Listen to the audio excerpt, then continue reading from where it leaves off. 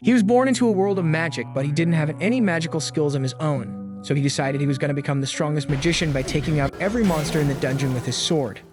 The story starts with this dude named Will living in a world where magic is like the holy grail, but damn, my man got the short end of the stick because he ain't got no magical talent. Still, they enrolled his ass in one of them fancy-ass academies, but the problem is how the hell is a dude with zero magic gonna make it in a university like this? He decides to tackle this problem by perfecting his skills with the sword and heads off to high-level dungeons, regularly scraping with giant beasts, shooting magic spells at him, which he dodges and uses his incredible speed and skills with his sword to utterly stunt on the monster and slice it in half with a single slash. That was just a warm-up though, as he realizes he's got to handle a bunch more of these creatures if he wants to make it out of that dungeon alive. But that ain't no biggie for him because he's done it plenty of times before. The next morning, he drags his tired ass to class, where a professor named Edward teaching them about the basics of alchemy and how to produce sulfur, which helps in the creation of explosives. Edward notices Will nodding off in the back, so he calls his name, but unaware Will keeps snoring till Edward shouts his damn name. Will jumps up, all surprised and shit. Edward calls him to the front and tells him to show the class what they just learned.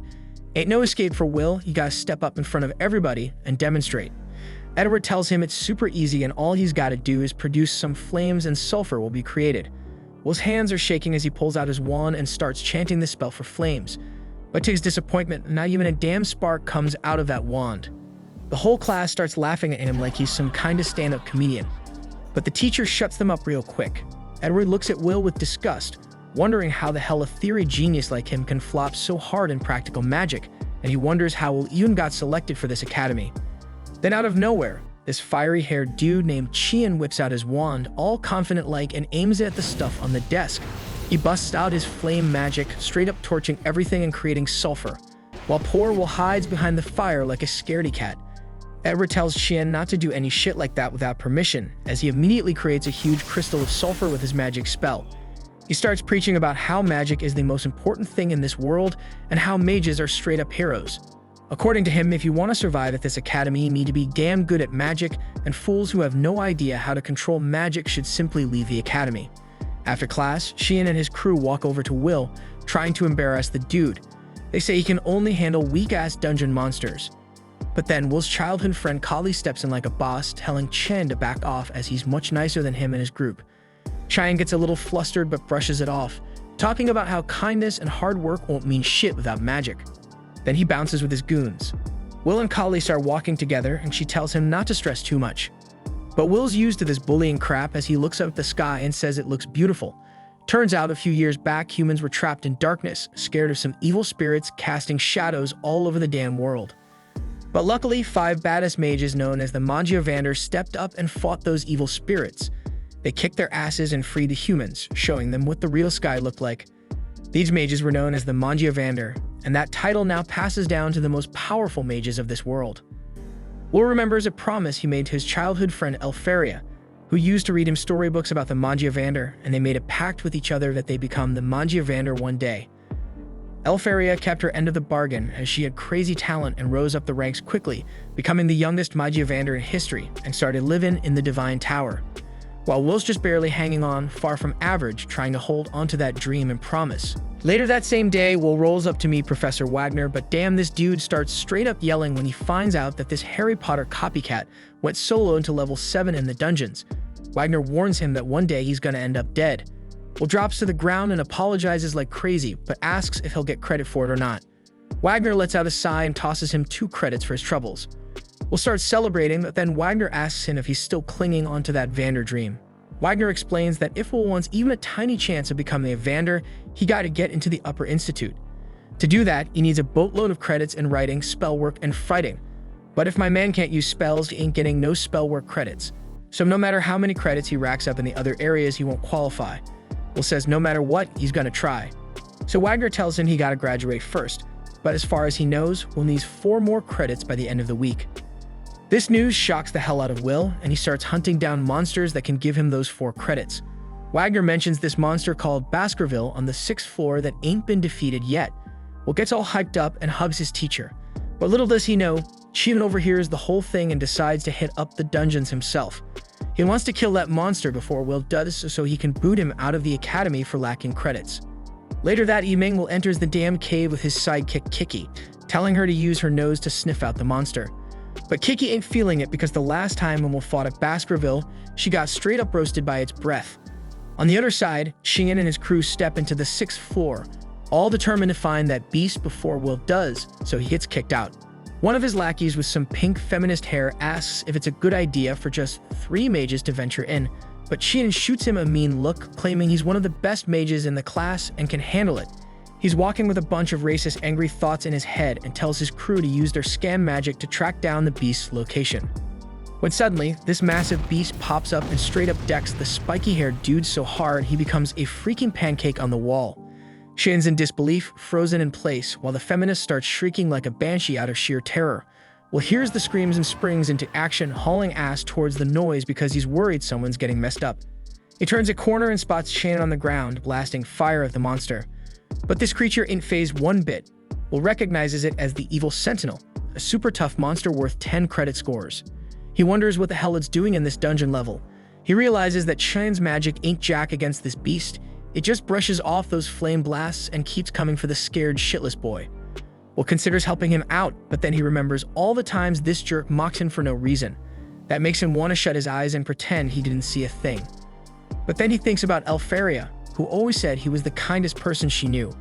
Shigen gave him a pair of glasses as a gift. That reminder brings him back to his true self, and he puts on the glasses just as the monster raises its weapon to finish off that cocky brat once and for all. Will blocks the monster's attack just in time, pushing it away and saving Chen's sorry ass. Meanwhile, back at the academy, Edward barges into Wagner's room and demands that he send his familiar straight into the dungeons. Turns out, Shingen and his lackey snuck into the 6th floor without permission. Wagner realizes what's going down but tells Edward not to sweat it because Will's on that same floor too. Back in the damn dungeon, Will keeps going head-to-head with the monster, blocking its attacks, dodging like a boss, and slicing off a finger with a swift slash to its arm. The monster gets all pissed off and tries to strike back, but Will's moving through the air like a freaking eagle, dodging that shit. Finally, the monster manages to land a hit on Will, but my man blocks it with his sword. He gets blasted back, and the monster starts chucking rocks at him. But Will slices right through them like it's nothing. He's jumping all around that monster, landing on its back and straight up stabbing it through the neck. The monster starts flailing around while Chian's jaw is on the damn floor witnessing Will's skills. Meanwhile, back at the academy, Edward is also losing his mind seeing this, while Wagner says Will is an outcast because he ain't got magic, but his strength is superhuman for a mage. Dude's tough as hell like a dwarf and his brain's so damn sharp, he can learn an attack pattern just by glancing at someone. They watch as Will chops off a monster's arm like it's nothing, then casually strolls over to this giant-ass sword on the ground. Will effortlessly picks up that beast of a blade, and Wagner tells Edward that in a world full of magic and wizards, was the only Dan warrior. The monster shoots an energy beam from its mouth, but Will blocks it with the giant sword, then slashes the hell out of that monster, slicing it up into tiny pieces that drop to the ground lifeless. Will walks over and helps chin up, and the dude's still in shock. Edward's mind is blown and he's yelling at Wagner, saying a person without magic can never surpass a magician. Then he storms out of the room all pissed off. Wagner knows Edward's hella mad right now, but he also knows that Will's story is gonna become a freaking legend as he will turn the whole damn world upside down by making Wistoria the only place where a wand and a sword meet. 5 years back, Willie was the ultimate joke at that whole school due to his lack of magic. And apparently the only reason they even let his sorry ass enroll in the school was because he was tight with Elfaria. But once she became the Magiavander, the school didn't need to fake being nice to him anymore. Willie had to put up with all that shade, but it didn't stop him from hustling hard to graduate no matter what. Wagner rolled with Willie to see the headmistress, and no doubt she had her doubts about whether Willie had what it takes for this school. But once she hands him a sword and puts him to the test, Willie straight up counters every single one of her fire spells in a split second. She's blown away and says Willie can stay in the school. Wagner's hella surprised because he didn't think it would be so damn easy to convince her. Willie ain't got no magic, but the headmistress thinks it'll be a blast having someone like Willie around. Willie asks the headmistress if he can roll with Elfaria again if he gets strong enough, and she tells him straight up he's got to grind like crazy and not let any challenges shake him. But even then, there ain't no guarantees. But as Willie bounces, she drops a line about being excited to see what he can pull off. Fast forward to now, Willie's chilling in Wagner's class while he schools everyone on the Tower of Magic. Climbing that tower means moving up to the Upper Institute and reaching the top floor to become a Magiavander.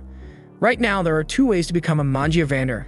Either come up with some new mind-blowing magic or rack up over 7,000 credits in this school. But let's keep it real. creating new magic is hella rare, so most students focus on earning credits. But since this is a remedial class, everyone in here is on the verge of flunking out, especially Willy.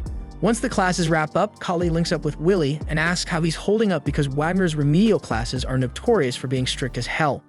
Willy agrees that Wagner don't play around, but honestly, he's grateful that Wagner even bothers with remedial classes because most professors wouldn't give a damn.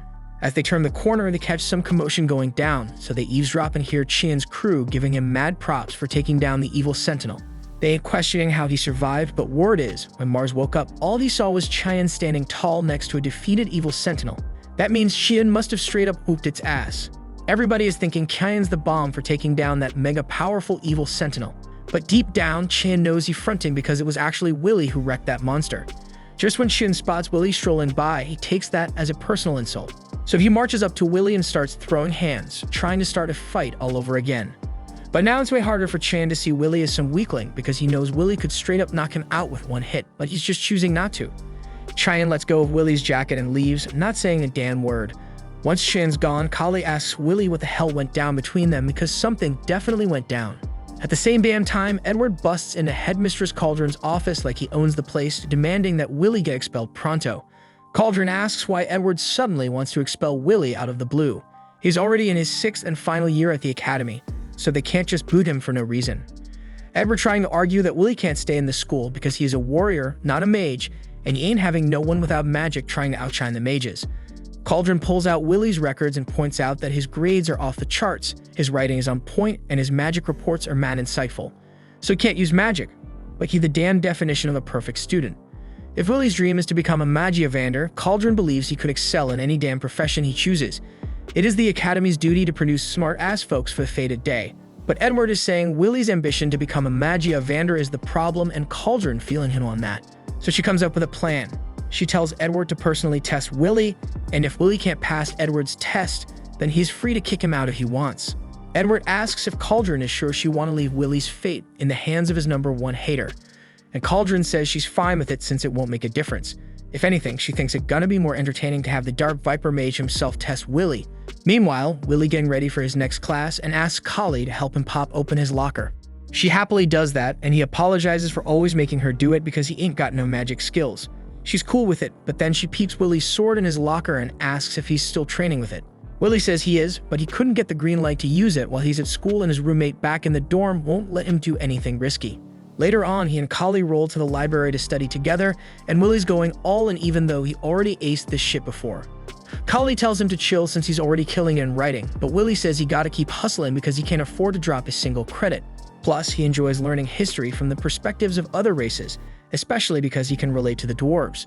They went to war against badass mages, but they never backed down despite the tough-ass challenge.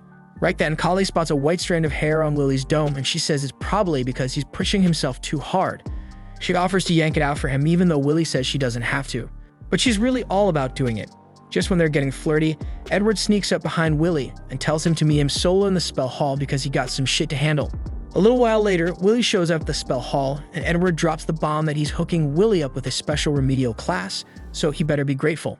Willy can't believe Edward's offering him a remedial class, but that just proves he ain't up to no good.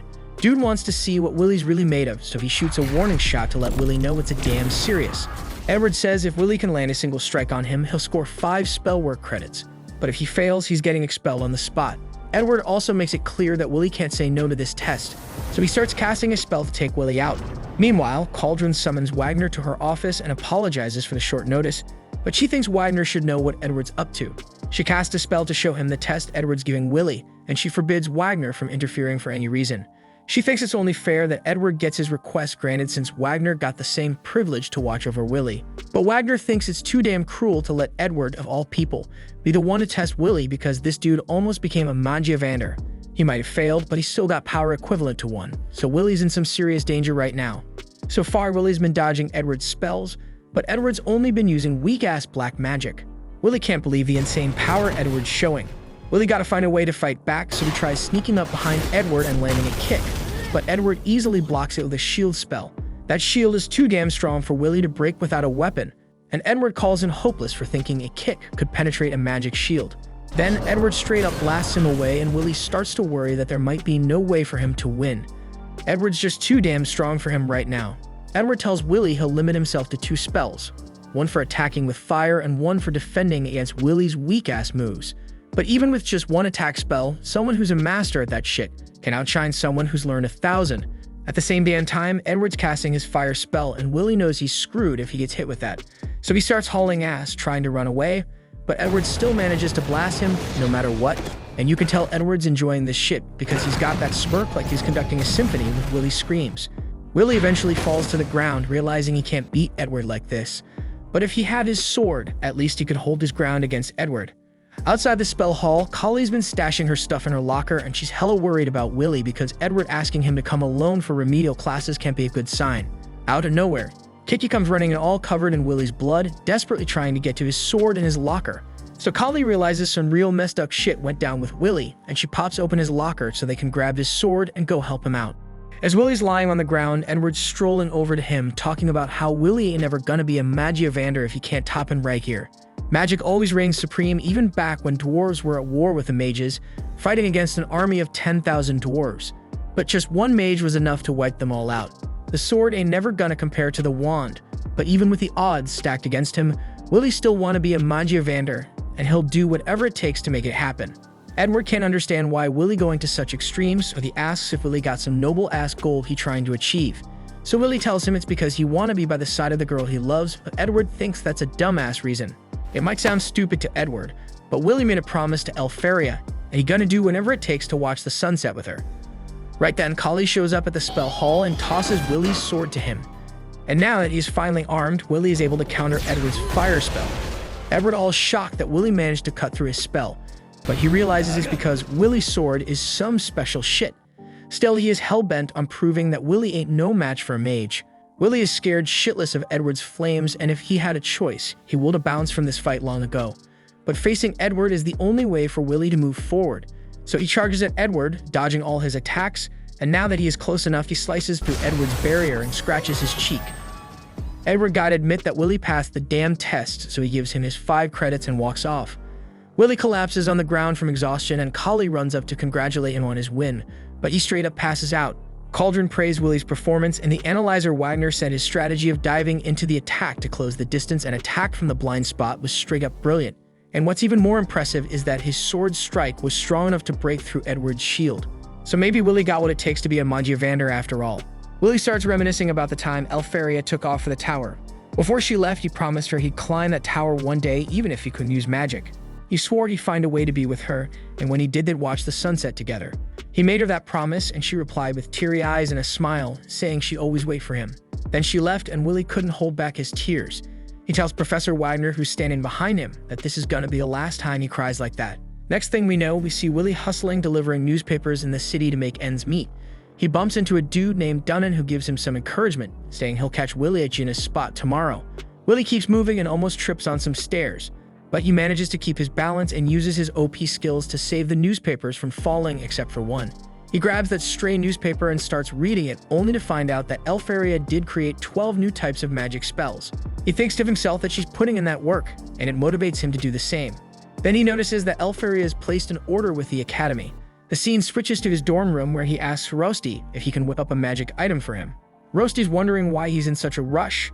While Willie changing his clothes, he tells him that Elfaria has put in an order, and he's going to skip classes to head into the labyrinth and gather ice cores from the Frost Walkers. He explains that she needs a bunch of magical catalysts, and the students will get paid for however many they can gather. He lets Rosti know that he's going to need that magic item so he can explore the 4th floor. So when Rosti sees the excitement in Willie's eyes, he can't say no. He hands him the magic item and mentions he's made some upgrades since last time. Willie thanks him, and before taking off, Rosti tosses him a piece of bread for breakfast. Later on, he explains how the mage Queen Mercedes once said that everything comes from the dungeon, and she encouraged everyone to conquer it by using their knowledge. So we got Willie making his way to the 4th floor of the dungeon, and he peeps a bunch of students going at it with the Frost Walkers. He figures it's all because of Elfaria's orders, and he's impressed by how she can rally so many folks with just one command. He spots Shin in the mix too, blasting the Frost Walkers with his fire spells. Shin's thinking these small-time enemies ain't gonna make him stronger, and he remembers how strong Willie was when he took on the Sentinel. Willie can sense Cheyenne's power and his thirst for blood, and he knows he won't be able to score any Frost Walkers in this spot, so he keeps going deeper into the dungeon and comes across some monsters attacking a female student. He swoops in and takes him out in a flash, so quick the girl can't even process what went down. She finally notices Willie and realizes what she saw wasn't magic, it was some badass sword play. Willie checks if she's alright, and she nervously says she's good. She thanks him for saving her, and he introduces himself. The girl introduces herself as Iris Churchill, a fourth-year student. Then the scene switches to Professor Wagner teaching a class at the academy, and we see a bunch of students skipping out because of Elfaria's orders. He tells the students that in this world, creating new magic is such a huge accomplishment that it lets the creator advance to the tower without any conditions. He explains that new magic often gets named after its creator, like the spell Dax Darbicans named after the ancient mage Darbicans. He tells the students that if they can create new magic, that'll leave their mark in history. The students think it sounds easy, but they know it ain't that simple. Rose brings up the news they read earlier about Elfaria creating 12 new spells, saying it must be mind-blowing. The professor says it's an unprecedented achievement that nobody else has done, and Elfaria might just be the greatest mage in the history of the Dan world because of it. The whole class starts wondering if this means ice magic is the top dog now, and they start thinking about joining the ice faction. Kali thinks Willie's childhood friend is amazing, and the whole academy's buzzing because of her. And Rose can't help but wonder if she's feeling jealous of Elfaria, because she's afraid Willie might be taken away by her. Kali gets all worked up hearing that, and the professor gives them a scolding for causing a commotion. Kali starts wondering if Willie went to the dungeon today just for Elfaria's sake. Meanwhile, back in the dungeon, Iris realizes that Willie's the bookworm with no magical skills she's heard about. Willie feels a bit offended by that, and he learns that Iris is a fourth-year student. He starts thinking if his lack of magic talent bothers her, but she tells him without a care that she can't look down on her savior. She says he might not be able to use magic, but he's got his own talent, and she respects that. Willie's confused by her laid-back attitude towards him, and he wonders if she's here because of Elfaria's orders too. Iris confirms it and says she wants to help out Magia Vander and do her part in holding up the sky. Willie explains that what Iris said ain't no exaggeration. He goes on to say that the folks in this world have never seen the real sky. The sky they see now is a massive barrier put up by the Magia Vander with their powerful magic. Legend has it that if the barrier falls, darkness will swallow the world and a catastrophe will begin. The students ain't just clearing orders from the tower because they admire the Magia Vander. They believe they're doing their part in holding up the sky. Then Iris tells him she's actually met Elfaria. She explains it happened when she was all alone in the dungeon, surrounded by monsters. Willie wonders if she's got a habit of getting surrounded by monsters. Iris says back then she was in a dire situation and had accepted her grim fate. But that Elfaria freezes all the monsters in an instant, helps her up, and tells her to be careful next time. Iris gets all excited remembering that, and she mentions with sparkling eyes that they had a long chat after that. That's when Kiki notices something, and Willie goes to check it out while Iris keeps rambling. She mentions she wants to help Elfaria, but she ain't found a single Frost Walker. She thinks maybe the other students already took them all down. Her searching ability ain't finding nothing either, so she asks Willie what he's up to. Willie tells Iris that Frostwalkers leave behind ice shards on their tracks, but usually those shards are like 0.5 to 1 millimeter in size. But my man notices a shard that's twice as big. He figures there's a massive Frostwalker up ahead, and maybe in a spot her searching ability can't reach. Iris is wondering how the hell Willie knows all this when he can't even use magic, and Willie tells her magic is cool and all, but it ain't everything, especially in a dungeon. He says he can make up for his lack of magic with his experience and wisdom. Then he gets his magic item ready to go. But suddenly Willie peeps that the Frostwalker is chilling on the freaking ceiling, and my man saves Iris when it tries to attack them. Turns out this ain't just any Frostwalker, it's a Frost Rex. And Iris breaks it down for us, saying these beasts are like advanced versions of Frostwalkers. The monster starts whirling at them, and Iris lets it slip that this bad boy is worth 6 credits, and it's the boss of the floor they are on. So this monster starts throwing beams at them, but Willie is dodging them like a boss with Iris right beside him. Then he puts Iris down and tries to go head-to-head with the Frost Rex, but Iris stops him and says physical attacks don't work on that monster. She spills that this monster is also known as a dwarf killer and can freeze your ass with just one touch. But Willie, all confident and shit, tells her not to worry because he's beating this thing plenty of times before. The monster tries another beam attack, but Willie is dodging that shit too, and he slips under the monster. This beast can't find him, so it starts attacking all over the place. Iris and Kiki are dodging its wild swings. Meanwhile, Willie's magic item is sticking to the monster, and he uses the wire tied to it to wrap the thing up. And he explains the Frost Rex is weak against fire and explosions. The monster tries to freeze his ass, but Willie lights the wire on fire, which sets off the bomb tied at the end, and boom. The monster gets blown to pieces, and Willie thinks that Rossi's magic items are the real deal. Then Iris' whole vibe changes. She gets all serious and realizes there's a big difference between the rumors and what's really going on with this snow talent. She's wondering how the hell she should report all this, and Willie suggests they just bounce because they got what they came for. So Iris switches back to her happy self and agrees with him. The scene then cuts to Iris strutting into a room inside the tower called Mercedes Callas, and she's changing her look as she walks. We find out she was undercover in the academy to scout out talented magicians. She enters a room where 4 out of the 5 Magiavander are gathered. She wonders if she's interrupting something, but this dude named Carriot says it's all good because if the barrier was breached, the whole world would be toast by now. Tsue thinks the celestial hosts are peeping at them from the other side, but they ain't got the numbers or the strength to take them on. Eleanor says they need elite mages for the fated day or else all that lore will turn into reality. They ask the Watcher if she found anyone worth recruiting. Iris tells them that in her search, she found this no-talent dude who's actually worth bringing in. She explains his name's Willie. She suggests they bring him into the tower, but Carriot and Eleanor ain't too thrilled about inviting a no-talent in here. But Tsue finds this intriguing and Eleanor says she doesn't want any more weaklings hanging around her.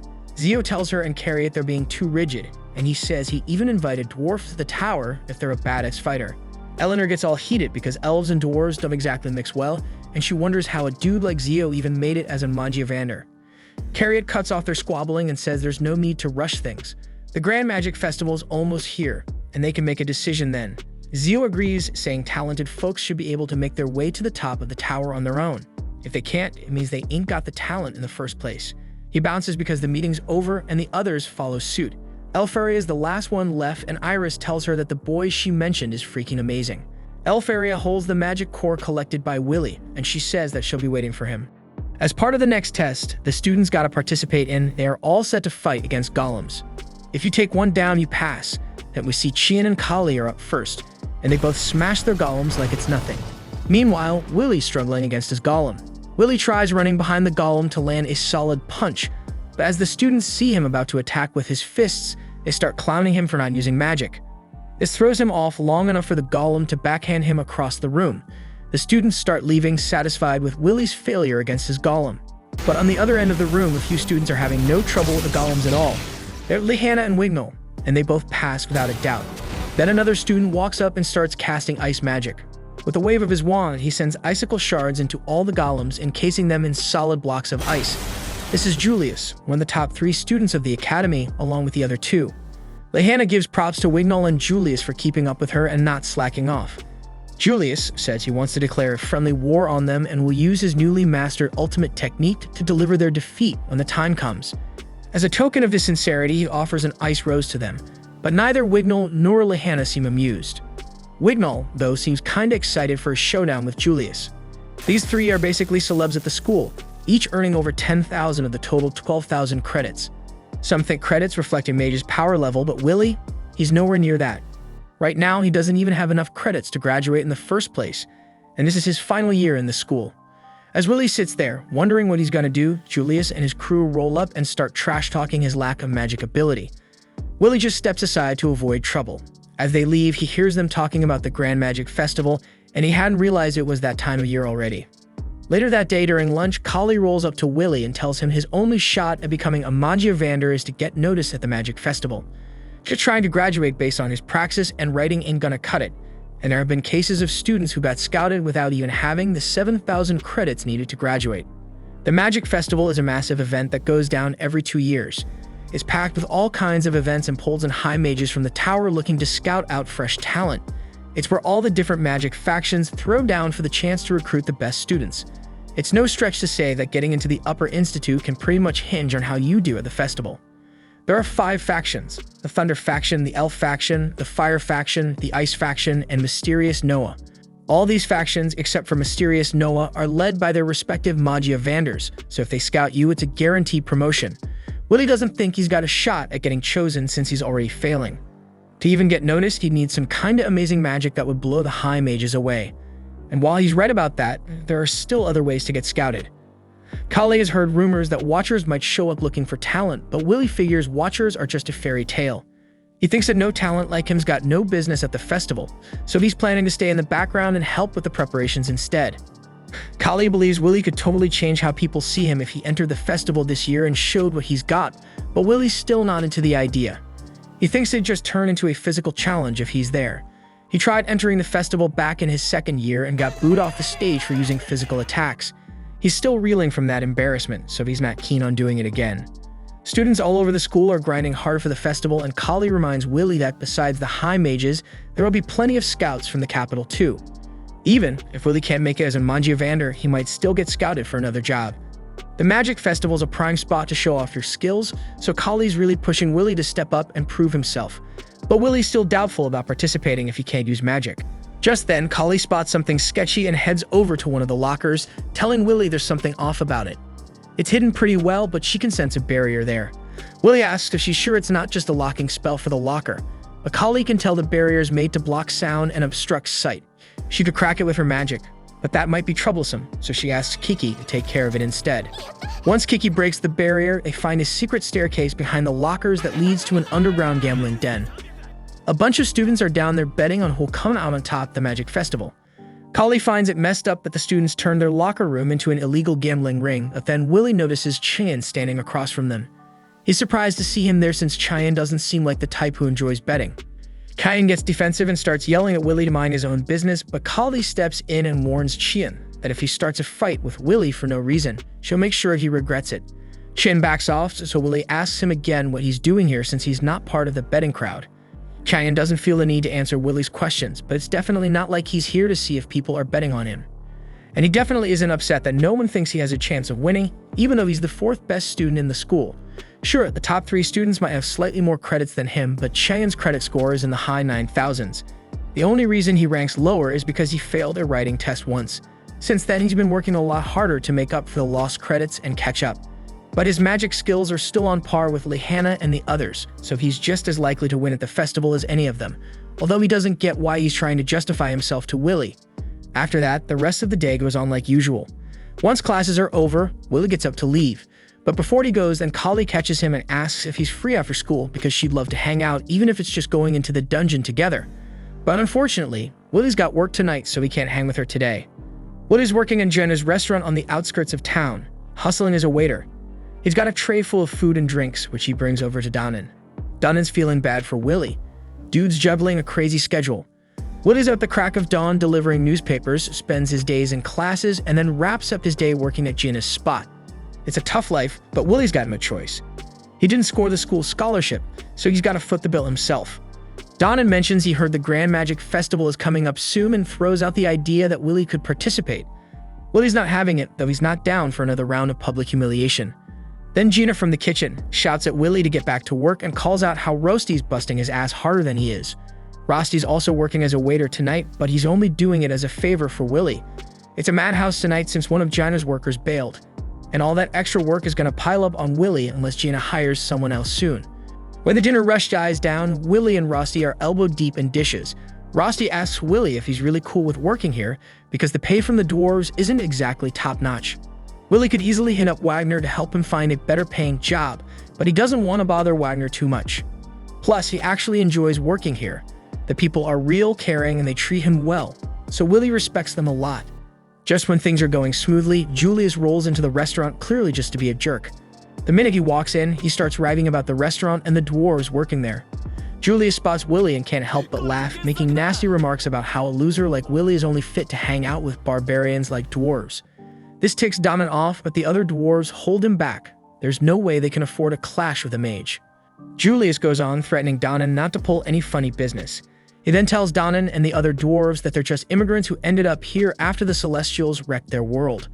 According to Julius, humans have been nice enough to let them live here without any hassle, so a dwarf like Donnan has no right to give him any attitude. Donnan manages to chill out because he knows there's nothing he can do right now. Everything Julius spat about dwarves being refugees is true. They came here after their world got wrecked. But even though the elves went through the same thing, dwarves still get treated like trash by the humans around here. So if Donnan were to snap and go after Julius, it'd mean big trouble for all the dwarves in the city. That's just how things roll in this world, but Willie can't stand this kind of injustice. He decides today's gonna be his last shift here. Now that he's done working at Gina's place, he's free to do whatever he wants without Gina getting any blowback. First thing on his list, march over to Julius's table and tell him to take back the crap he said about the dwarves. Dwarves bust their butts and made the best of tough situations, so Julius has zero right to call them barbarians. Julius, however, couldn't care less about the dwarves or their struggles. He just kicks his plate of food at Willy and signals his two lackeys to get up and rough him up. They don't realize that tossing a plate counts as assault, so anything Willy does from now on is totally self-defense. Willy grabs the two guys by their shirts and introduces them to the floor in a major way.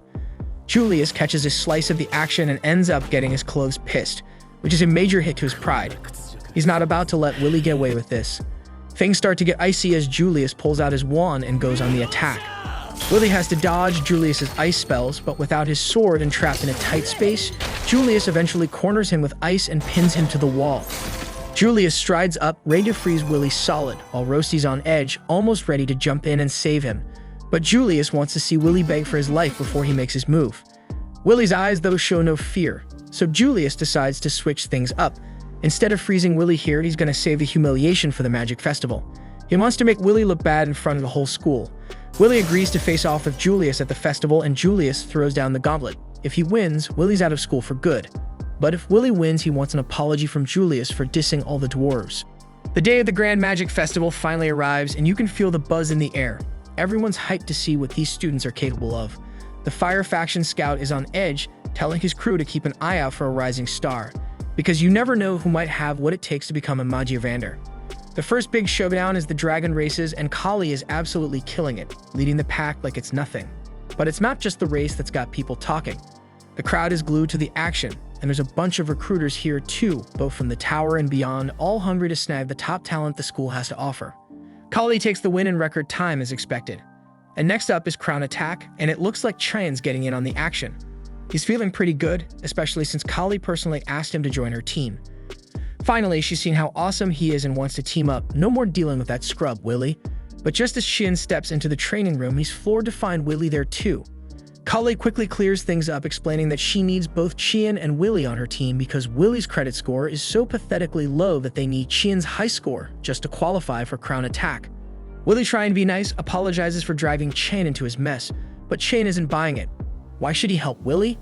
And why is Willy even trying to jump into a high-level event like Crown Attack all of a sudden? While Chien is tearing into Willy, he notices that Willy isn't even paying attention to him.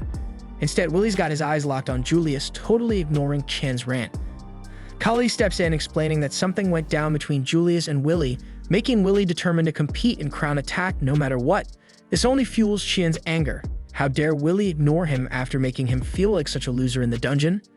As the next event is about to kick off, the commentator Mike introduces himself, alongside his co-commentator Edward. Now Mike isn't thrilled about it because Edward's basically the most hated professor on campus, strict, scary, and just downright intimidating. Honestly, Mike's half convinced Edward might take him out before the festival's over, but hey, the show must go on. So Mike gets the crowd hyped for the main event of the day, the Crown Attack. Then a spell is cast over the stadium, transforming it into an epic battle map.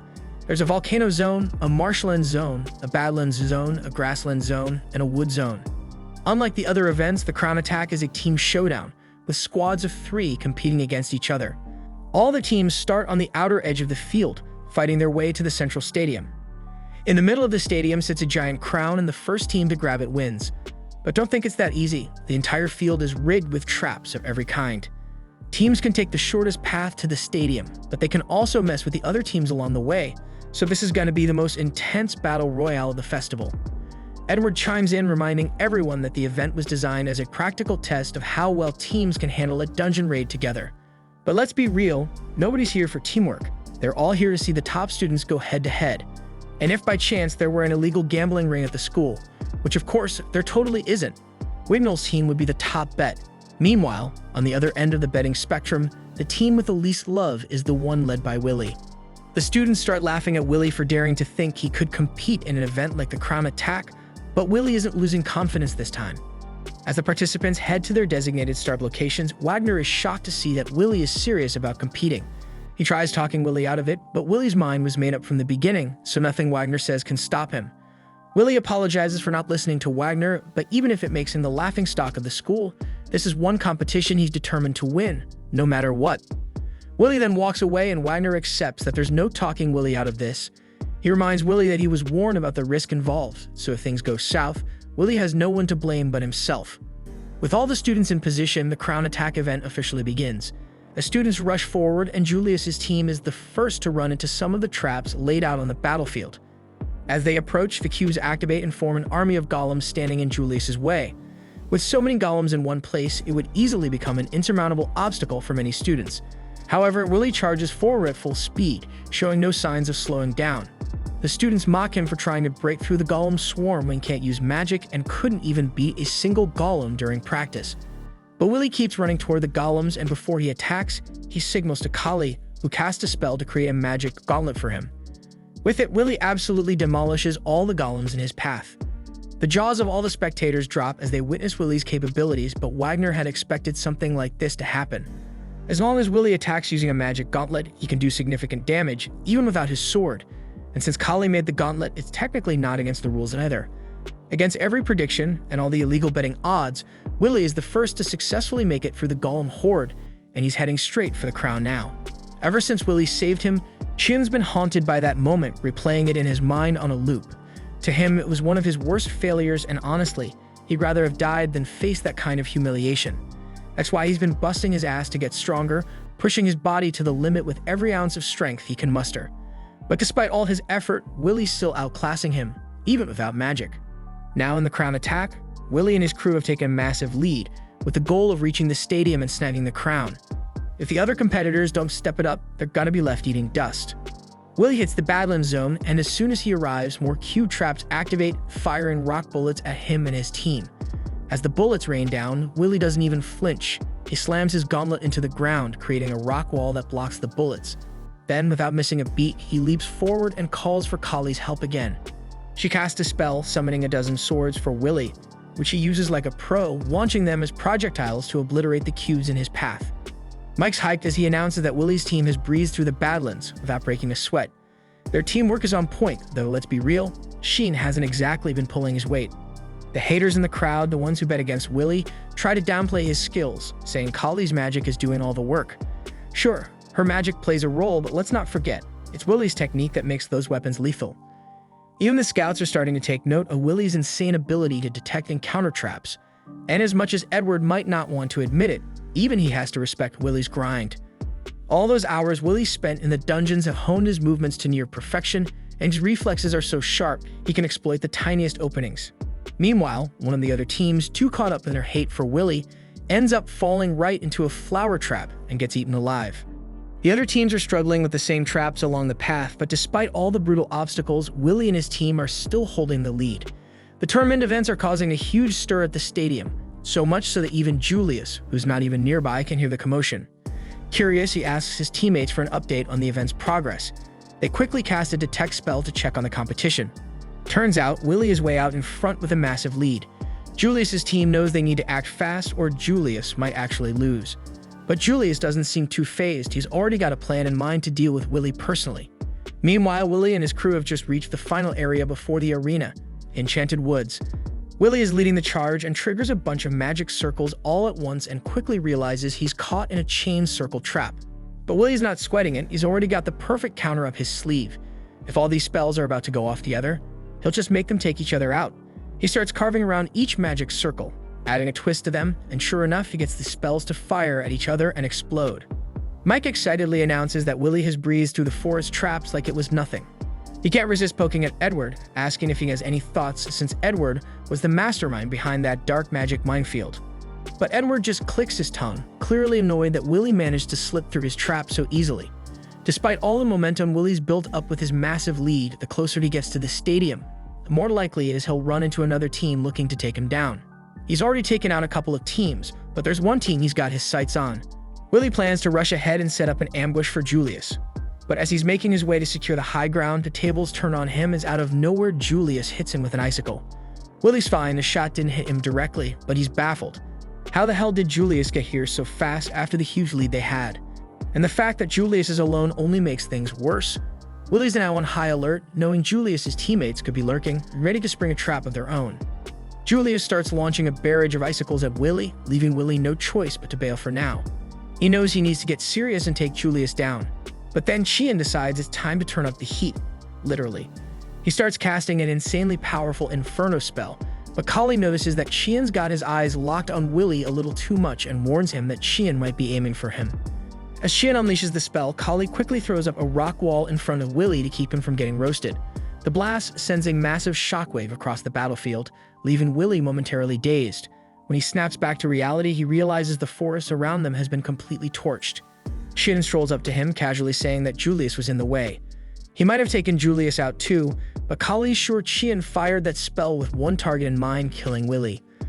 Kali demands to know what Qian thinks he's doing, but Qian feels totally justified. He played along with Kali's request and joined their team just so Willy could enter the event. Now he wants that favor repaid with a one-on-one showdown. Willy's baffled, asking why Qian suddenly wants to fight and why right now of all times. But Qian isn't in the mood to explain. He just fires a warning shot at Willy. Kali tries to step in and stop the madness, but before she can, Julius is somehow still alive after that fiery blast and blocks her with a wall of ice. With Kali in trouble, Willy wants to rush to help her, but Qian's not letting him go anywhere until he gets the fight he's itching for. He blasts some fireballs at Willy, knocking his sword out of his hand. Willy tries to talk some sense into Qian, suggesting they settle this another time, but Qian's having none of it. He demands Willy pick up his sword for a duel, and with no other choice, Willy agrees to face him. Many years ago, when Willy and Qian first started their student life at the academy, Willy was the most pitiful, pathetic kid you could find. He was a magnet for bullies who stuck notes on his back labeling him as worthless. Qian couldn't stand the sight of it and decided to step in, albeit in his own twisted way. He burned the note, then told Willy that he'd graciously allow him to become his underling so he wouldn't have to feel alone and useless all the time. But Willy, with a blank stare, simply ignored him and walked away, which pissed Qian off to no end. Even then, Qian followed him, shaking him and demanding an answer. Willy, his eyes empty and devoid of any spark, told him to let go, and Qian begrudgingly obeyed. As Willy walked away after hurting Qian's ego, Qian's feelings turned to hatred. Now he unleashes his rage, attacking Willy with fire spells that scorch the forest. Willy runs, dodging and hiding behind trees, but Qian's relentless attacks track him down, forcing him out into the open. Qian lashes out with a fire whip, and as Willy tries to fend it off, another whip snaps from behind, grabbing his leg. Just as he cuts through the whip to free himself, Qian hurls another powerful spell at him. Willy manages to block it, but his sword starts glowing red-hot from the heat. Qian curses him, sneering, "Are you just going to jump around to survive, or do you plan on fighting back?" Willy, still unwilling to fight his teammate, insists, "We're on the same team. I don't have time to fight you right now, I'm focused on the competition." Qian snaps and tells Willy that he will just burn him to ashes and continues his assault. As Willy dodges everything thrown at him, he can't help but wonder if he really has no choice but to fight against his own teammate. Everyone in the stadium is completely floored by what they're seeing. Even Edward, with a smug grin, points out that no matter the reason, infighting among teammates is the absolute worst move in this competition. He mentions that because of this shit, the Tower Scouts will undoubtedly mark both Willy and Qian negatively, and he looks weirdly happy about it. The Scouts had seen some promise in Qian up until now, but after witnessing this fiasco, they decided he's unfit for recruitment. Meanwhile, Willy's roommate Roasty is killing himself with worry when suddenly Iris appears and asks if she can sit next to him. They've crossed paths before, and Rusty can hardly believe it when Iris starts cheering for Willy. She admits that she wasn't interested in him at first, despite a reliable source hyping him up, but after watching him in action, she's become his biggest fan. On the other side of the battlefield, Kali is desperately trying to evade Julius while searching for a way to reach Willy and Qian. Julius mocks her, asking if the so-called Earth Princess is really not going to fight back. Kali hates that nickname with a passion and snaps at him to stop calling her that. He responds by launching an ice attack, which she blocks with a stone wall. But then she noticed a magic circle forming beneath her feet, and she realized that she walked right into a trap. Then a massive blast of dark magic hits her point blank, leaving the audience in shock. But what really blows everyone's minds is that Julius appears on every screen, facing off against all the teams at once, and nobody can make sense of how he's seemingly everywhere at once. Julius even makes his way over to Wignall's team, reminding Wignall that he swore to crush everyone with his secret weapon. Wignall responds with a spell Julius knows all too well, an ice flower that he had once given him. As the flower distracts Julius, a magic circle forms beneath him, and suddenly, he's swallowed up by a tornado. But then it's revealed that this Julius was nothing more than a clone, crafted from ice and magic stones, which is obliterated by Wignall's attack. Everyone is in awe of Wignall's performance, but Philvis, one of the leaders of the elf faction, isn't impressed. To her, Wignall is just average, barely meeting their standards. She turns to her partner Lefia and asks to return to their base, complaining that as an introvert, the festival's lively atmosphere feels like a slow, painful poison. Lefia, however, refuses, reminding her that they must watch the entire festival and report back to their master, the elf Magiavander. Meanwhile, the audience is buzzing, unsure who will take the win now. They thought that Willy's team would win it, but Shen's sabotage has thrown everything into chaos. Willy's classmates are baffled by Shen's actions, and even Willy himself can't figure out why the redhead is so obsessed with him. He recalls the days when everyone bullied him, disrupting his work just for laughs. It was a rough time because no one knew better than him that he was a failure, but he couldn't understand why they went out of their way to torment him. Numbed by the constant harassment, all he wanted was to be left alone. So when Shen approached him that day, all he could say was, "Let me go." He didn't grasp Shen's intentions, nor did he care. His focus was solely on reaching Elferia. On that day, when Willy ignored him, Shen had lashed out with a fireball in frustration. Now here he was again, attacking Willy in the same way. Willy dodges his attacks, opting to run instead. Shen, not backing down, chants a high-level magic spell and conjures a flamed falcon, his guardian. Willy is shocked not just by the sight of it, but even more so when Shen commands the falcon to attack. Guardians are usually defensive, meant to buy time, not go on the offensive. Reacting quickly, Willy uses his sword as a platform to leap into the air, slicing off one of the falcon's wings in the process. He grabs his sword and rushes towards Shen, thinking this is his chance to end the fight. But the flame falcon quickly regenerates its wing and resumes its pursuit. Willy realizes he has to destroy the falcon's core to stop it, but that's easier said than done with the guardian shooting fire at him. He dodges the flames, only for Shen to attack from another direction. Willy blocks with his magic gauntlet, but is pushed back, clearly exhausted. But Shen isn't looking much better either. Everyone, including Edward, is blown away by Shen's unexpected performance, because commanding a guardian with such skill shows that he's way beyond your average student. Even the Fire faction scouts are intrigued, despite Shen's betrayal of his team. According to their data, Shen wasn't supposed to be on the same level as the top 3 students in this batch, but today's display has everyone rethinking that assessment. The scout leader is convinced that something must have pushed Shen to break through his limits, and he decides to report this to Flame Magiavander immediately. On the battlefield, Willy is down on his knees, realizing just how much stronger Shen has become. Shen taunts him, asking if this is really all he's got, reminding him that he was much stronger when he fought the giant monster. Willy, desperate to understand, asks why Shen is doing all of this. They have no reason to fight each other. Shen snaps and demands how Willy can say that after everything that's happened between them. He accuses Willy of having no anger, no hatred, even after all the bullying he's endured over the years. Willy admits that he's angry and that he does hate Shen, but he insists that right now, their priority should be defeating Julius. The mention of Julius sends Shen into a rage, cursing Willy for always focusing on everything and everyone except him. He tells Willy to stop ignoring him, and in that moment, Willy finally understands. He realizes that Shen, in his own twisted way, has acknowledged him and now desperately wants to be acknowledged in return. Willy puts on his action glasses and takes a stance determined to honor Shen's feelings by giving him everything he's got. Shen, seeing Willy finally taking him seriously, is thrilled, so he begins chanting his most powerful spell with the flame falcon guarding him. Willy knows he can't get through his attack with any weak-ass attacks, so he decides to watch Shen, closely timing his spell and preparing for the perfect moment to launch his counterattack. But suddenly, Shen unleashes his guardian to attack as he shoots a barrage of fireballs that light up the battlefield. Willy's eyes widen at the sheer scale of the attack, but he quickly zeroes in on the path of the fireballs. With a burst of speed, he weaves through the onslaught like it's child's play, emerging from the flames to deliver a precise slash to the flame falcon's core before heading to Shen. Shen then attacks him with another attack point blank, but just as their attacks are about to collide, a stone wall erupts between them, halting the fight in its tracks. Willy smacks right into the wall, and Shen, caught off guard, stumbles back as Kali steps onto the scene and demands they stop fighting. Her clothes in tatters from her battle with Julius, and she proudly announces that she kicked Julius' ass, but that he pulled a vanishing act. Shen, caught off guard, stammers something about decency, blushing as he scolds Kali for her disheveled appearance. She isn't having any of it, calling him a misogynistic pig for judging her by her clothes and reminding him that the whole mess is his fault for starting the fight in the first place. She then tells Willy to get moving because he's got unfinished business with Julius, and she'll handle things here. Shen, still riled up, declares he won't let her interfere with his battle, but Kali snaps back, calling him selfish and stupid. Then suddenly, Willy drapes his robe over her shoulders, thanking her with a sincerity that leaves her blushing furiously. Willy then picks up his sword and takes off, telling Shen they'll settle the score some other time. Meanwhile, Julius and his team are the first to enter the stadium.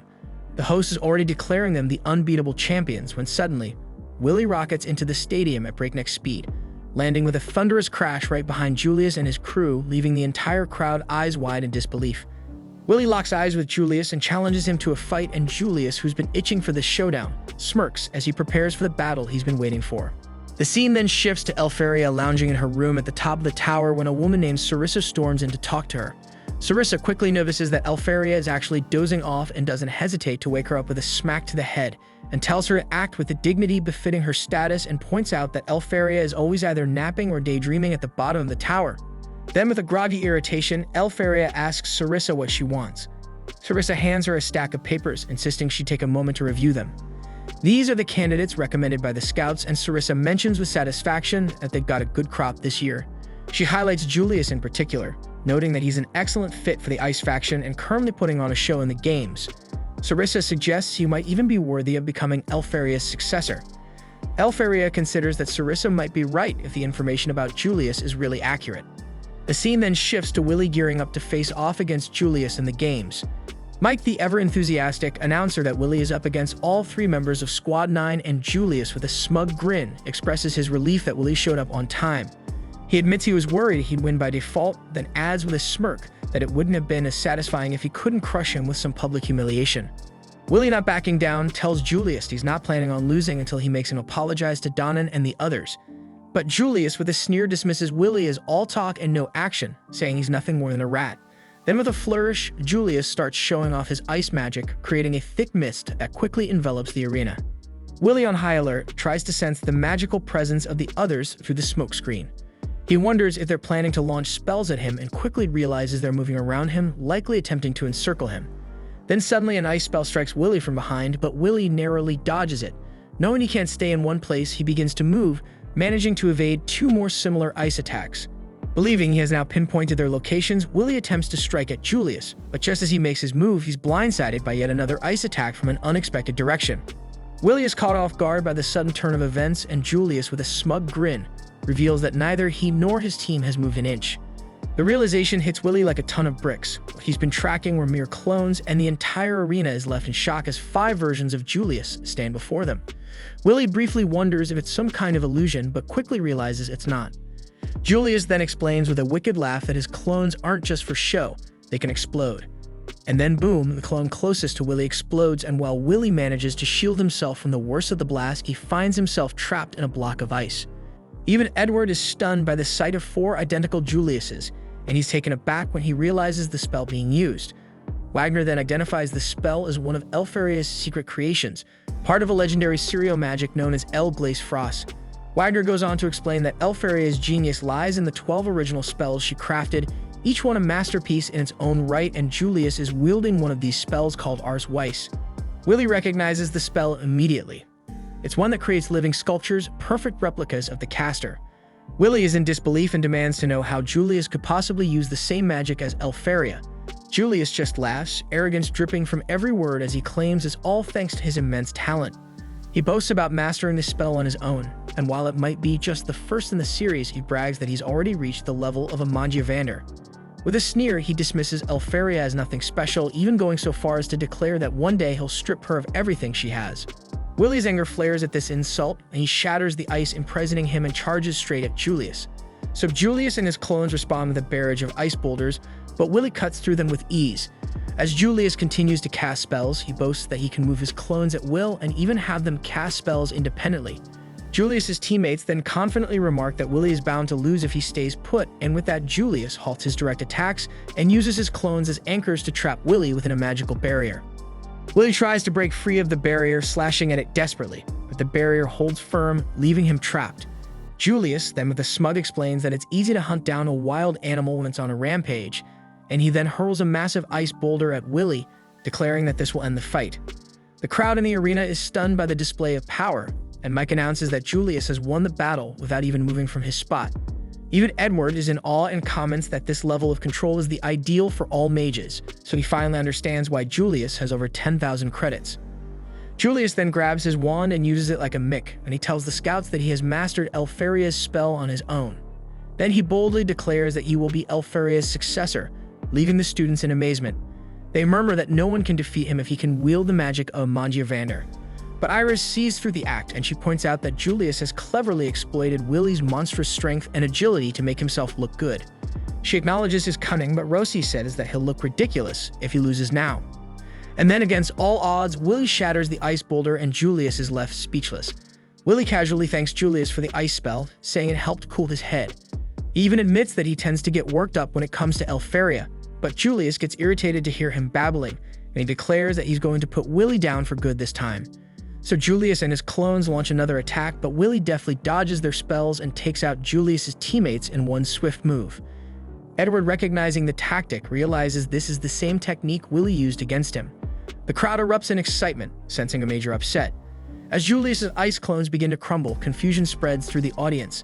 Willie calmly explains that Julius had been relying on his friends to help control the clones, and that's the only reason he could wield Elfaria's spell for even a short time, and he adds that Julius is nowhere near Elfaria's level.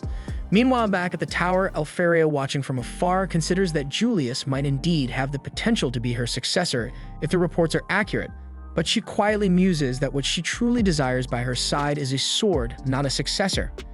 Willie then points out that Julius's Ars Weiss isn't all it's cracked up to be.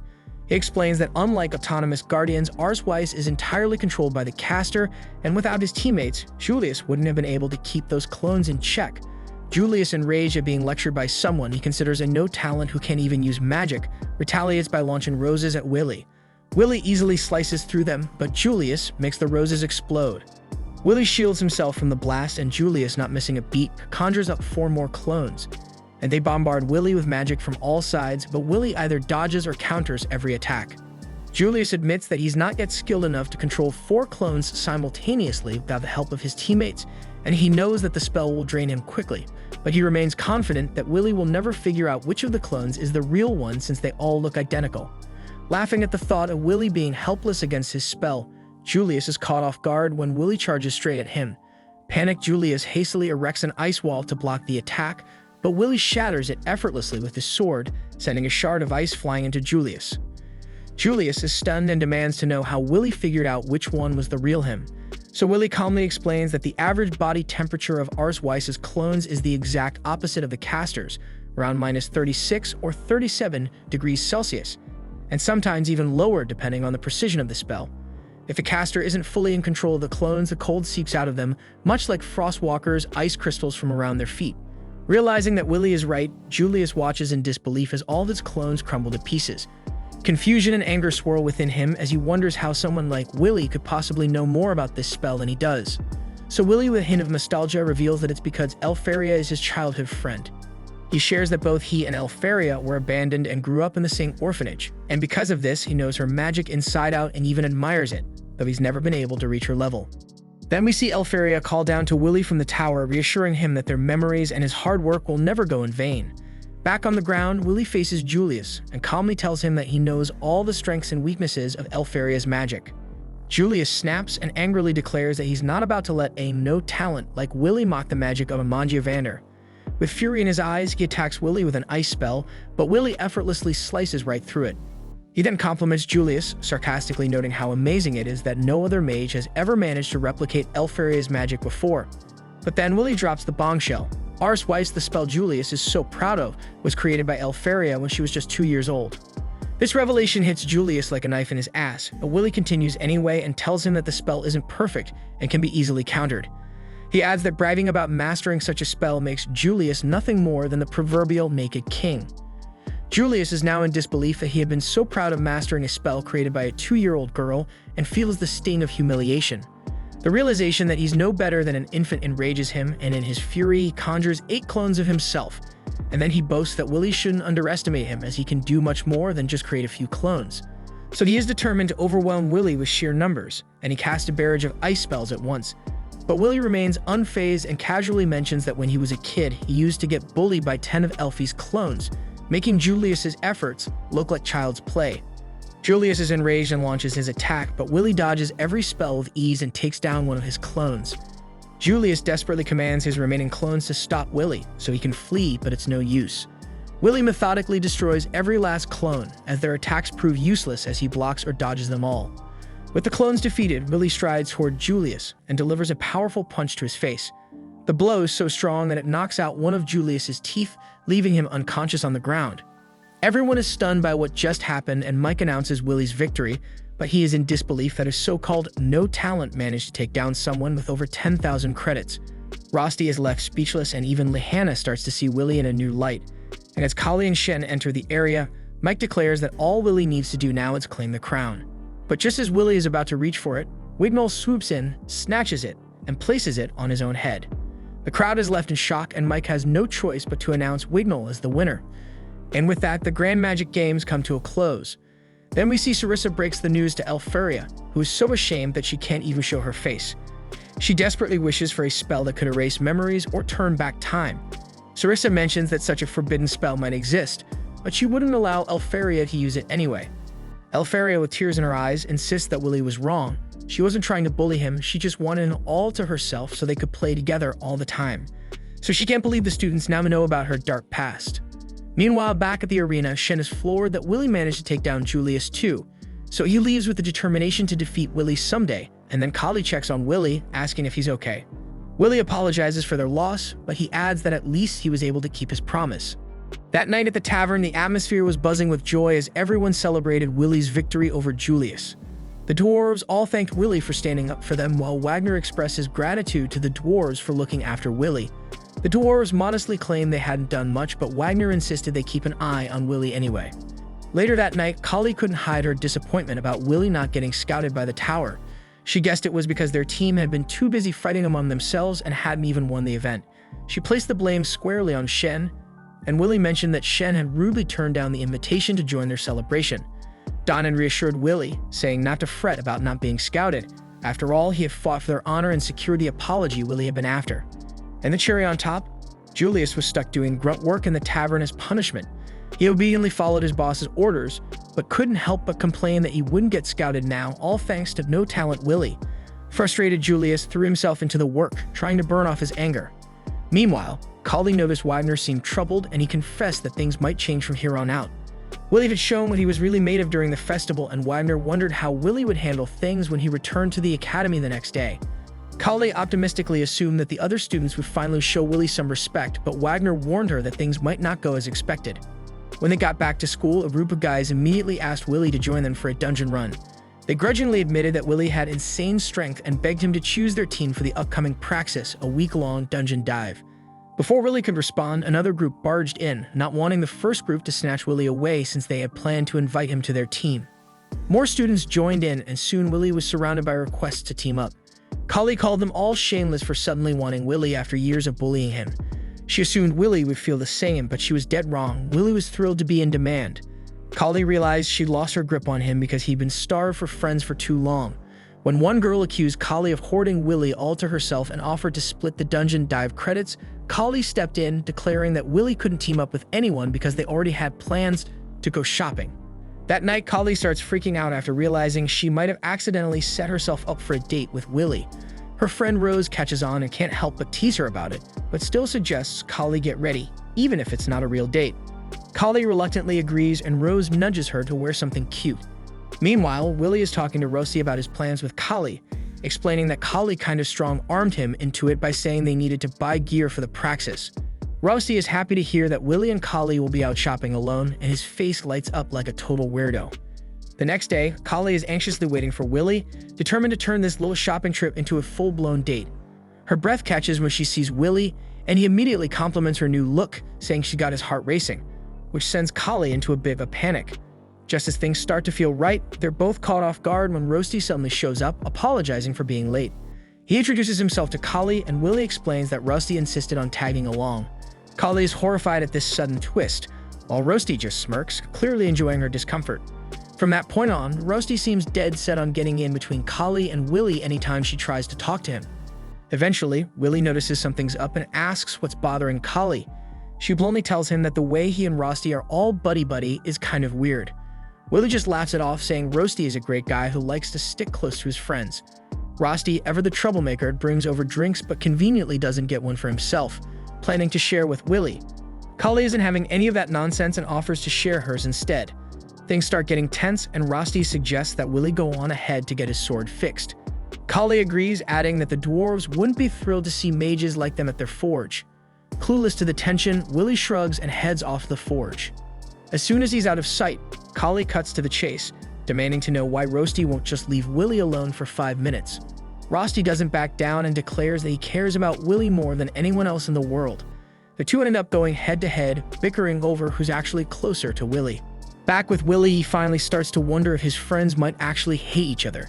Just then, out of nowhere, Lehana swoops in to talk to him. Lehana, also known as Miss Perfect, is someone who stands way above the crowd, and a complete opposite of Willie in every sense. Willie's a bit puzzled, wondering what she could possibly want, but Lehana simply tells him to follow her. He trails behind her all the way to some mysterious house, where he finds a group of the academy's top students gathered. It's the final term of their last year, which means it's time for the all-student praxis, and Lehana drops the bombshell that she wants to form a party with the 5 of them. Julius and Shen look like they've just seen a ghost and can't fathom why Lehana would invite Willie of all people. Willie knows all too well that these two probably hate him the most. Seeing his terrified face, Lehana mistakes it for hesitation and assumes he's turning down her offer, confirming to Willie that she's a bit of an airhead. Not one to be ignored, Shen furiously charges over to confront Willie. But before he can make a scene, Wigmel flexes his powerful magic and completely changes their surroundings. He smilingly points out that mages are far from the barbaric nature of the dwarves, which shuts Shen up real quick. Wigmel's magic is no ordinary trick. It's illusion magic, a rare form that conjures up fantastical landscapes, a skill only the elves possess. As things settle down, Wigmel turns his attention back to Lehana, wanting to hear what else she has to say. Lehana then explains that her goal is simple, to form a party for the dungeon dive. She wants to team up with the 4 strongest mages and the one person who stood out the most at the festival. She believes Willie has something they lack, something that could give them an edge in the dungeon. Julius immediately disagrees, arguing that Willie can't use search magic and would just slow them down. Shen, having recently been in a party with Willie, is quick to say he doesn't want to go through that mess again.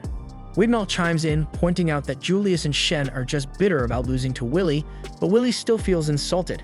Wigmel spells out what they refuse to see. Willie has the brute strength of a dwarf and the agility of a beast.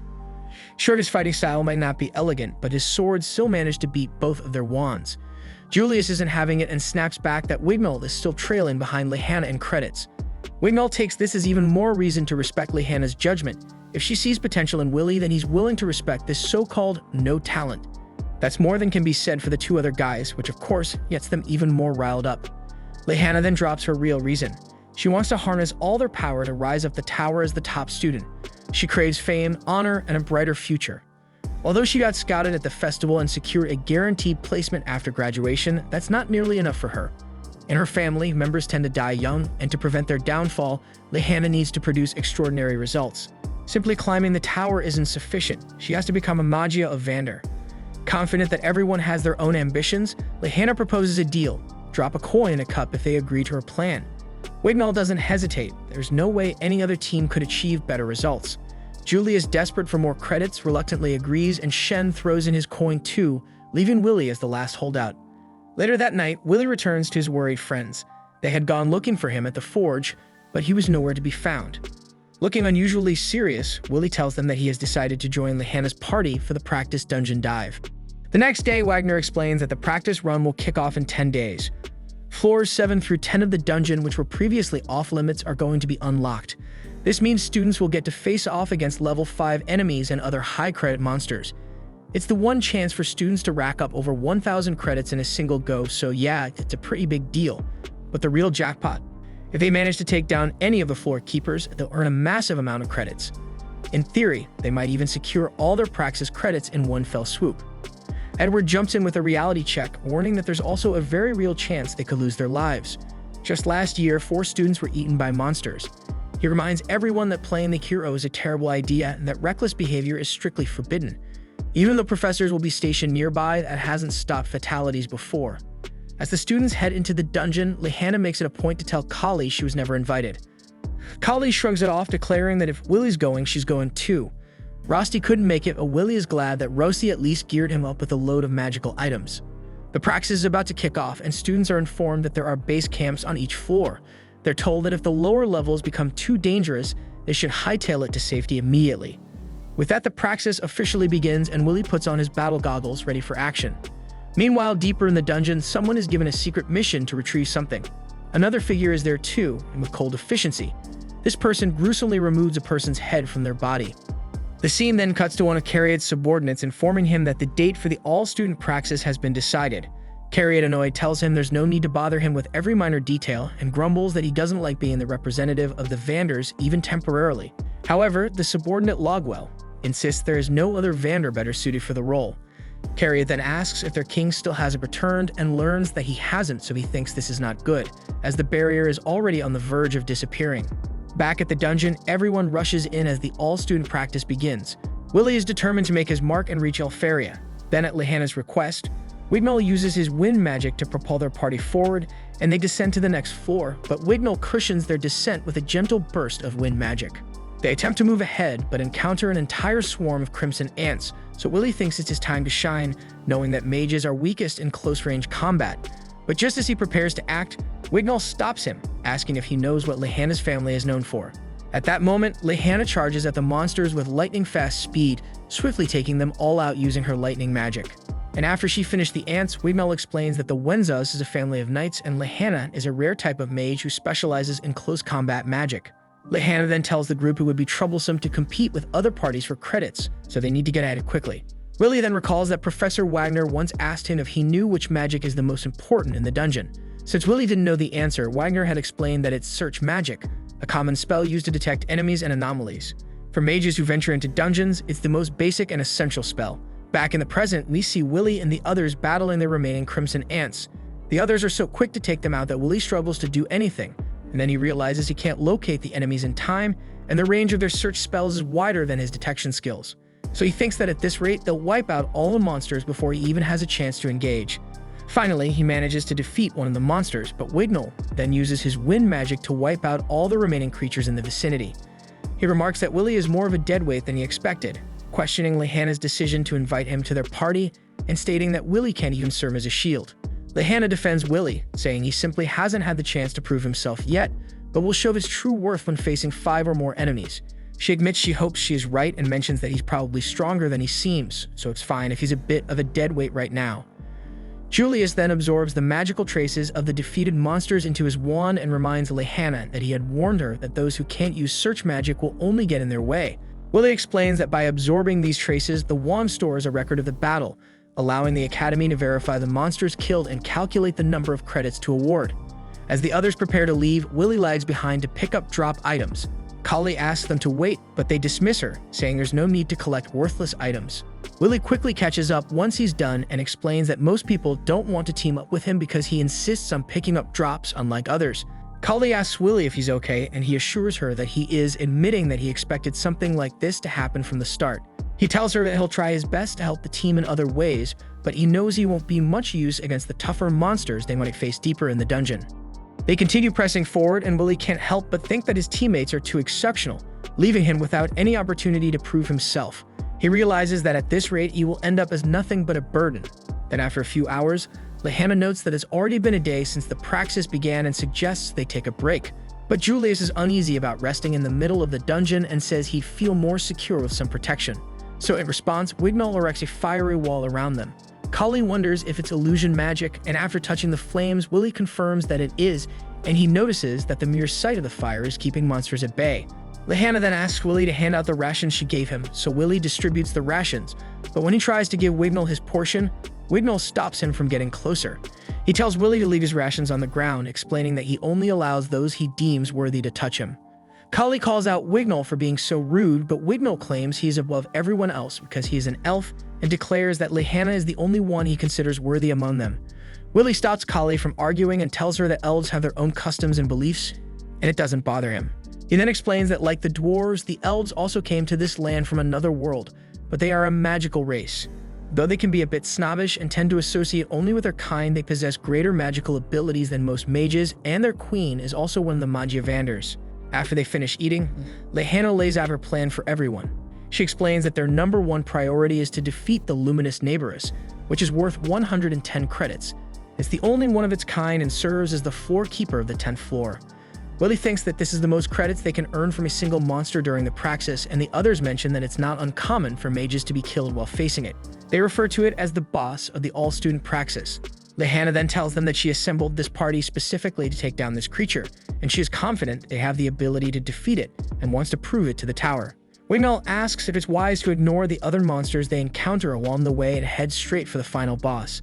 Lehana clarifies that she wants them to conserve their magic so they are in the best shape when they confront the beast, and she adds that they can always deal with the smaller monsters later and informs everyone that they should take the shortest route to the 10th floor. Willie realizes he has only managed to collect 5 credits so far, which isn't nearly enough. Though he feels a bit apprehensive about facing a floor keeper, he decides not to back down. Elsewhere, we see a guy from earlier named Headless, and his partner asks if he has dealt with the people upstairs. Headless shows that he has, mentioning they were getting on his nerves. Meanwhile, Willie and the others continue their exploration. When they reach a lower floor, they notice a large number of monster corpses scattered around. Julius wonders if another party has been there, but they find it unlikely, as they took the fastest route and didn't stop at any base camps. They are certain no other students could have made it there before them. But upon inspecting the corpses, Willie notices there is no sign of magic being used. The monsters appear to have been torn apart by brute force. Lehana then spots Neighborus's room up ahead, and the group proceeds down there. Willie notices that the dungeon is eerily quiet, and they are shocked to find Neighborus's corpse already lying in the room. They all use search skills, and they detect faint traces still lingering, and Lehana observes that the creature was killed just moments ago. Willie then recalls Worker's words. Search is powerful, but it's not omnipotent because it struggles to detect crafty traps, and mages can use magic like hide to counter it, and there are also some monsters that can also evade search altogether. Willie then uses his detection skill to sense if anything is nearby and soon realizes there is a monster above them, so he quickly alerts the group. The monster attacks, and Willie tries to block it, but he can't fully deflect the blow. The creature then strikes Wignall with a single swing, knocking him out cold. The mages attempt to launch a counterattack, but the monster shatters the floor beneath them before they can react. Everyone plunges down, and Willie grabs hold of Wignall to shield him as they fall. Students on the floors above feel the tremors from the impact as Willie and Wignall crash down to the 11th floor.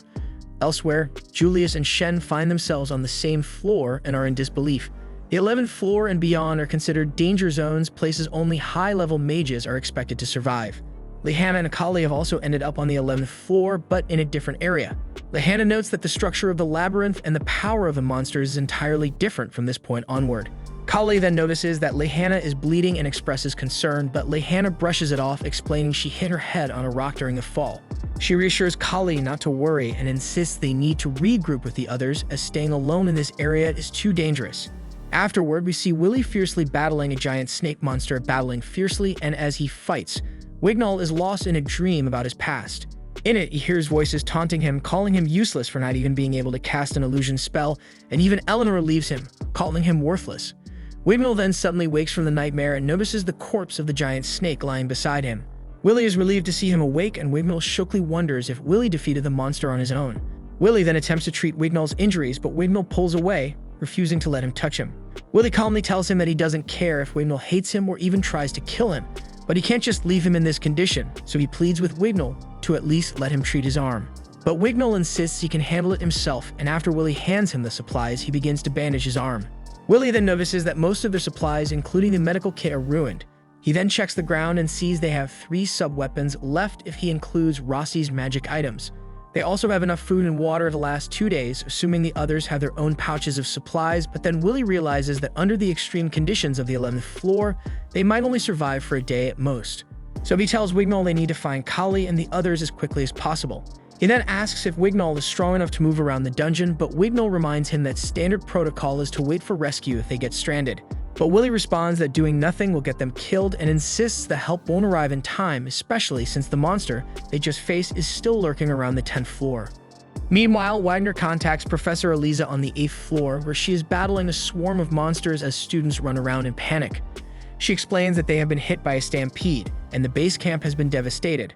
Wagner asks about the other teachers, and Eliza grimly informs him that they were killed and their heads ripped off.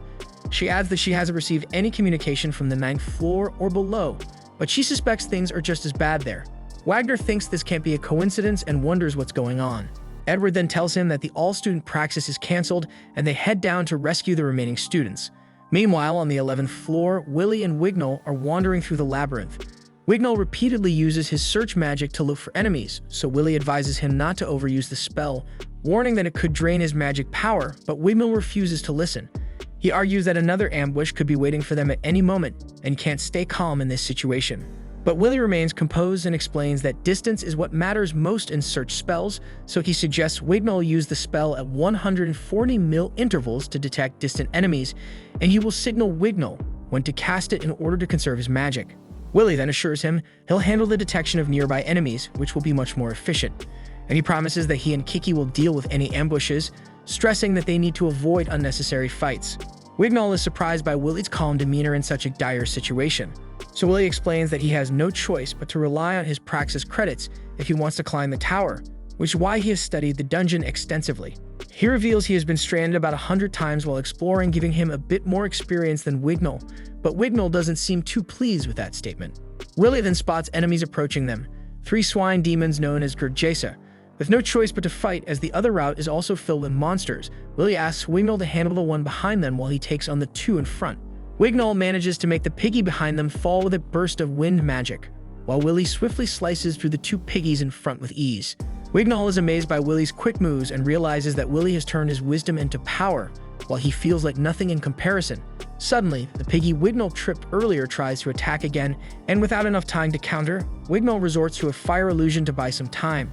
Willie warns him against this, but it's too late. The monster sees through the illusion and charges. Then Willie quickly steps in, throwing a dagger that pierces the piggy, and then he slices the creature in half. And then he explains that Gurjesa relies on their keen sense of smell rather than sight, so illusions won't work on them. Wignall laughs bitterly, calling himself a disgrace. Willie tries to encourage him, saying he'll get them next time, but Wignall confesses that he isn't talented, he's just one of the dregs, a laggard. Wignall continues, explaining that of all the elves who have come to this academy, he is the only one still here after 6 long years. Every other elf had already ascended the tower, and before they left, they had only one thing to say to him. They called him a disgrace to elfkind. The reason for their disdain was his illusion magic.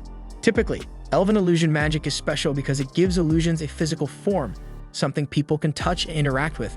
But Wignall's illusions were different. They were nothing more than ordinary illusions, intangible and insubstantial. Willie can't understand how Wignall could be considered a failure when he is one of the top 3 students in the academy. But the fact that Wignall is still there and hasn't ascended the tower yet makes him, in some eyes, just the best of the trash left behind. Lehana shares a similar perspective, believing that regardless of one's position within the academy, if a person is truly talented, they will ascend the tower one way or another. Over the past 6 years, Lehana has watched many talented people leave her behind. It was during this time that she realized she wasn't good enough for the tower to notice her.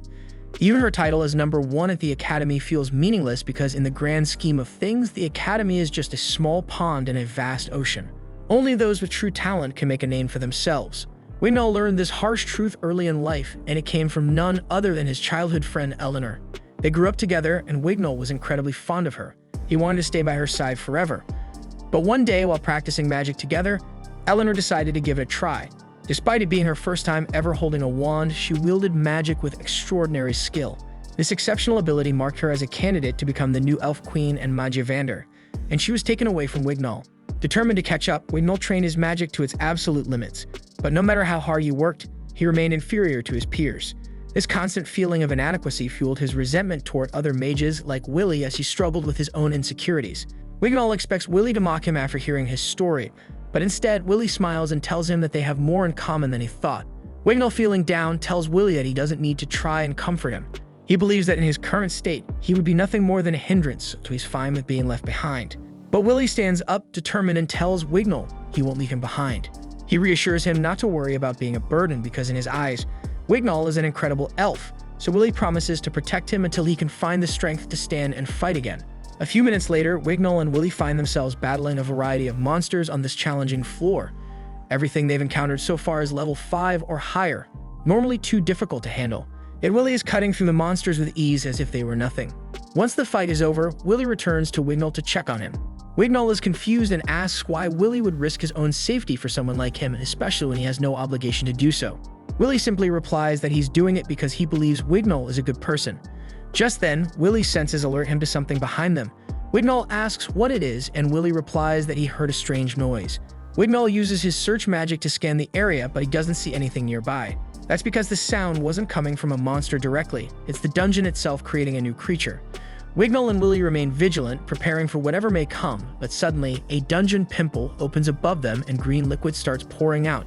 Several monsters emerge from the ooze. Willy immediately recognizes the danger and acts fast, launching serval booms to try and kill them before they can fully form and attack. But those monsters known as Balkers are notoriously hard to defeat. They are immune to all physical attacks and highly resistant to most magic. The only thing that can truly affect them is elven illusion magic.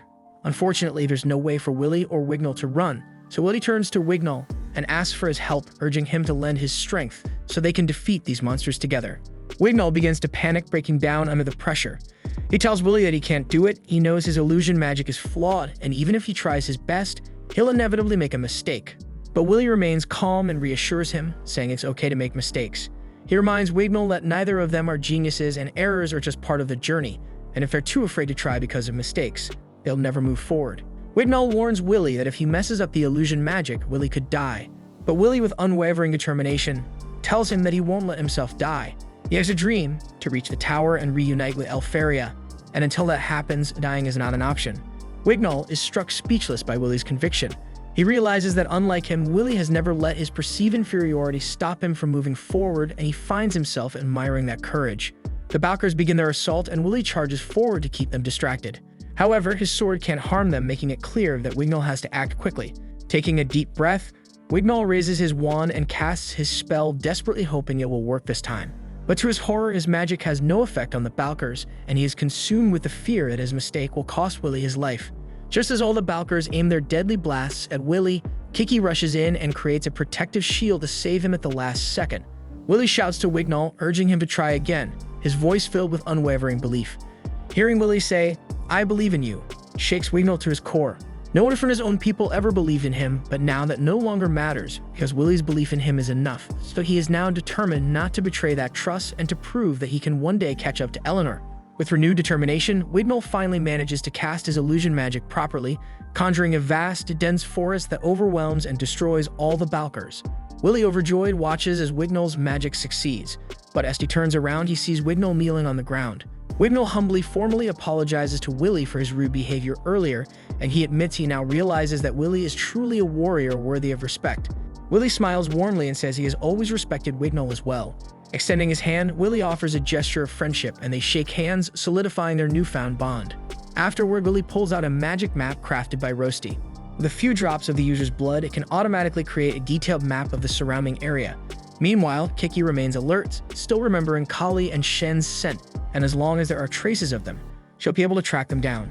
Meanwhile, in another part of the dungeon, Julius and Shen are making their way through the dark and winding corridors. Julius, feeling parched, asks Shen if he still has any water rations left. Shen does, but he warns that water is a precious resource in a place like this, and they can't afford to waste it carelessly. So he tells him to use some of his ice magic and licks it. But Julius complains and retorts that they shouldn't waste magic either, and they bicker for a moment before calming down.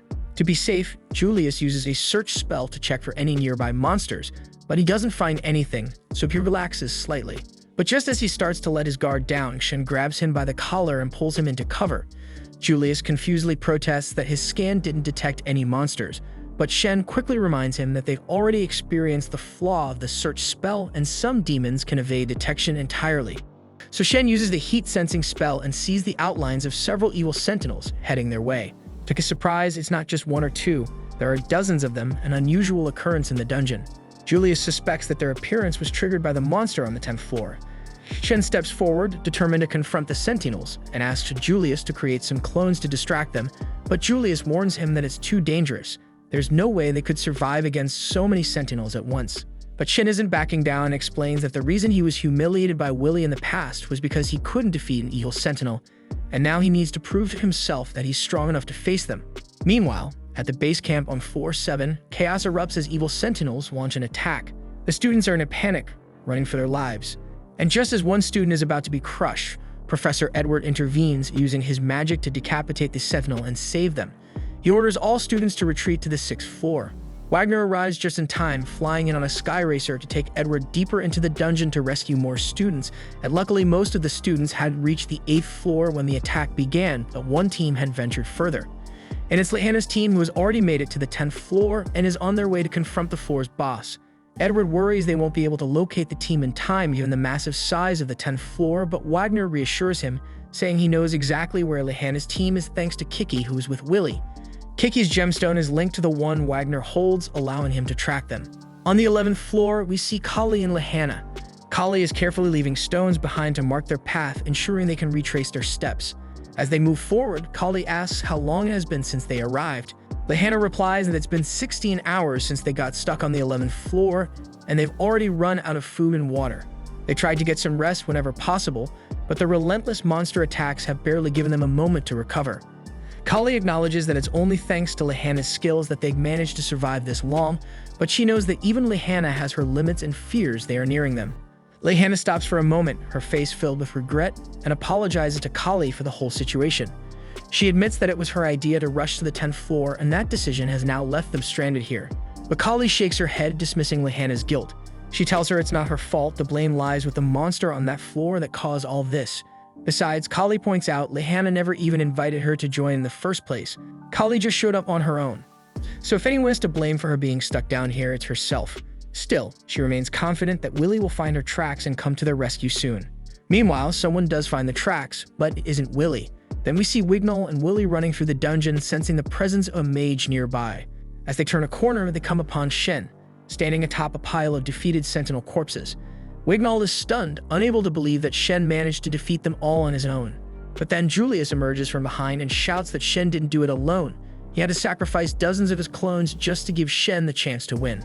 Willy is relieved to see both Shen and Julius alive, but quickly notices that Lehana and Kali are nowhere to be seen. When he asks if either of them knows where the girls are, Julius replies that he thought they were with Willy. Realizing that no one knows their whereabouts, Willy grows anxious about the thought that Lehana and Kali are still out there on their own, and who knows what dangers they might face. Meanwhile, on the 11th floor, Kali spots someone approaching them. She is about to call out, but Lehana grabs her arm and pulls her back, sensing something is off. The figure looks like Professor Bruno, but as he steps closer, his head suddenly falls off.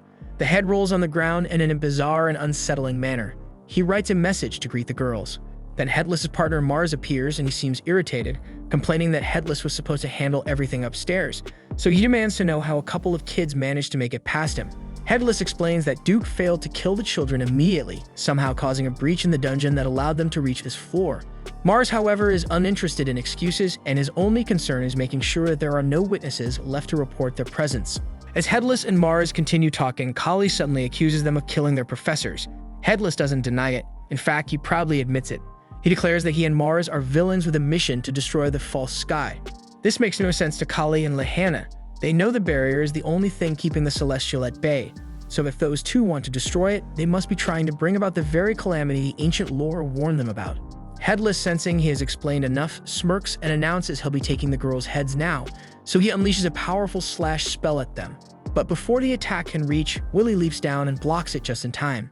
Willy and the others manage to find Kali by following the trail she left behind. Though if he doesn't fully understand what's going on, Willy knows they have to act fast. Without hesitation, he charges at Headless, hoping to buy time for the others to come up with a plan. But before he can get close, Headless casually blasts in with a burst of energy, sending Willy flying backward. Headless is clearly enjoying himself, taunting them and remarking how much he would love to add all their heads to his collection. However, Mars, annoyed by his partner's antics, drags him away, reminding him they still have a job to finish. But before leaving, Headless opens a teleportation gate and summons Duke, telling him to handle the kids.